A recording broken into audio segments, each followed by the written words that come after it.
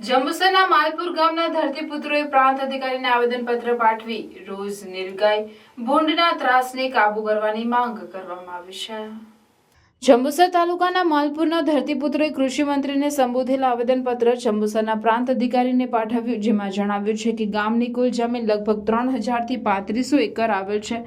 જે ખેતીના પાકો પર તમામ વસ્તીના લોકો જીવન ગુજારે છે, પરંતુ છેલ્લા 8 થી 10 વર્ષથી ગામની સીમમાં ભૂંડ તથા રોઝ એટલે કે નીલગાયનો ખૂબ જ ત્રાસ વધી ગયેલ છે। જ્યારથી બીજની વાવણી થાય છે ત્યારથી તેમનો ત્રાસ શરૂ થાય છે। ભૂંડ વાવેલી તુવર કે કઠોળ જમીનમાં મોં નાખીને બીજને કાઢી ખાય છે। જો બીજ ઉપર વરસાદ પડે તો ઉગ્યા પછી પણ ખાઈ જાય છે। ભૂંડ તથા નીલગાય કોઈ પણ પાકના બીજને ઉગવા દેતા નથી અને તૈયાર પાક પણ હાથમાંથી ઝૂંટવી લે છે, જેથી ખેડૂતોના મોંઘા ભાવનું બિયારણનું પણ નુકસાન થાય છે। અને આવા સમયમાં ખેડૂતો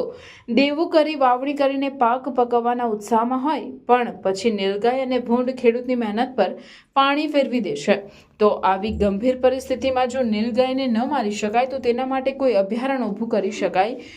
એવી વ્યવસ્થા કરો, બાકી તો પછી છેવાડાના ગામડાઓના ખેડૂત ગાંધી ચિંધ્યા માર્ગે ગામમાં કે પ્રાંત કચેરીએ હડતાળ કરવા માટે મજબૂર થવું પડશે તેવી ચીમકી પણ ઉચ્ચારી છે।